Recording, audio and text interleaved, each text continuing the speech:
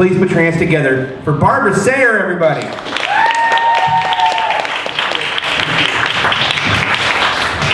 Good evening. Happy Pride. Any of you, do any of you have Facebook friends that you've never met before in person? Yeah. Well, I have a few. And I got to meet one just a little while ago coming to this show tonight. It's just the way you want to meet one of your favorite Facebook friends who's come all the way from out of town, fighting for a parking space on Capitol Hill. Literally, hey bitch, get out of my way. And it turns out to be one of my most beloved friends who you'll see in a little while later, Belinda Carroll, who I almost killed her tonight, but she managed to survive. And I want to publicly apologize.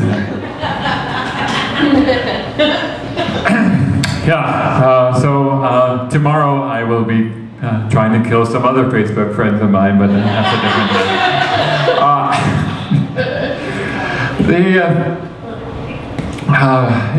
thing. Some of you might know that there's something a little different about me. I'm already looking into your eyes, and I see some suspicions, and it's absolutely true. Yes, I am German.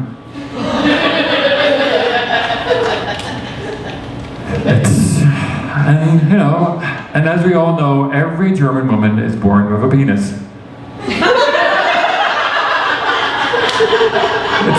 It's part of being the master race. It wasn't until I came to this country that my college roommate, Lorena Bobbitt, you might have heard of her. She really rescued me and straightened me out once and for all.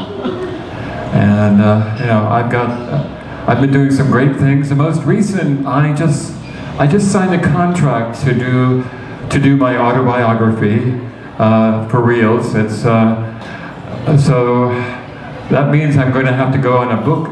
I'm going to have to go on a book tour, and then already the publisher is getting in my face because they want to change the name of the book. My working title for the book was Counting My Blessings from 0 to 1, because I'm a technical writer when I'm not a comedian. But they want to change it to Counting My Penises from 1 to 0. Because I have this vagina now. Well, okay, I'm a comedian. I couldn't afford the very best, so I had to get a used vagina. Any of you ladies ever have to do this? Nobody? Oh, well, great. Finally, I found somebody. It's been well, I call it my Section 8 vagina, because it's low-cost housing for any stray penises I might find. And I am taking applications, especially for the gentleman over there that's keeping an eye on me. You've been undressing me with your eyes all this time, haven't you? I knew it. Yeah. How far have you gotten, sir? Undressing me. Here. Have you discovered that I'm not Mormon?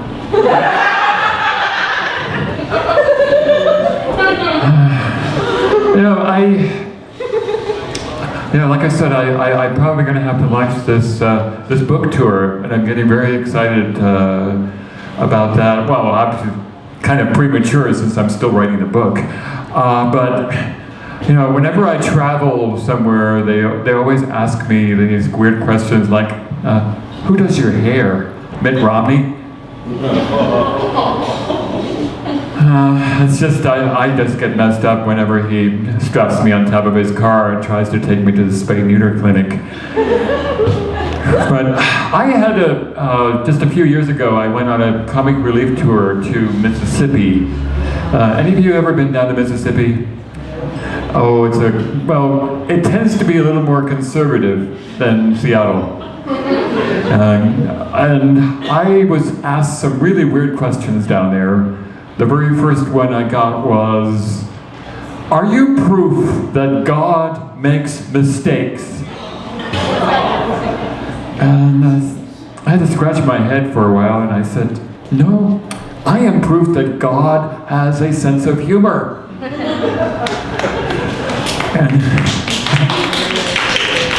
And the second question was more technical. They asked me, what happens to your testicles after sex reassignment surgery?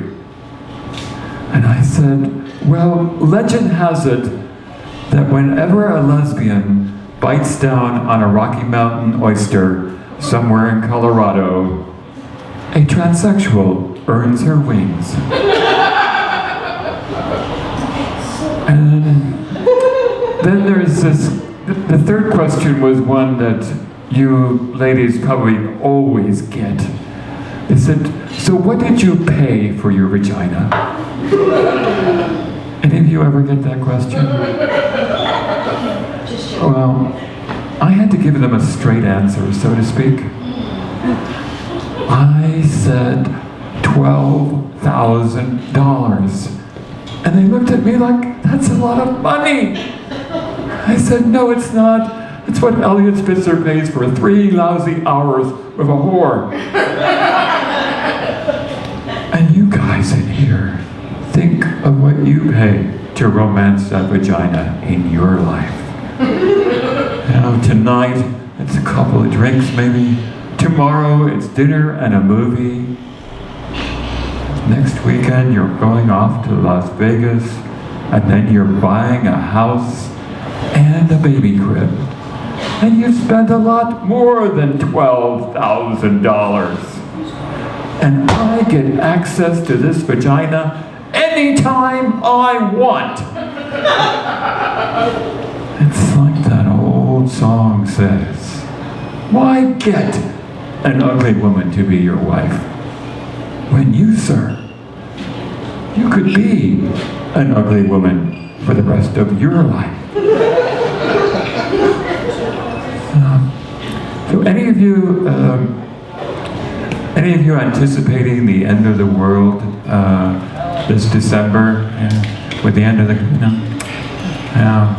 I guess I do have to pay my credit cards. Well, I just actually discovered that the end is not coming. The end, there's going to be a brand new Mayan calendar coming out this December.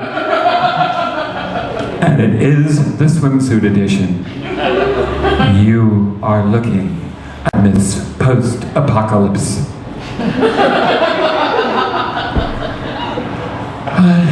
Still, these days my big problem continues to be dating. I've given up on men for the most part. Well, except for the gentleman over there, we may talk a little later, but most straight women have given up on me. I guess size is important. And most of my lesbian affairs end lickety-split.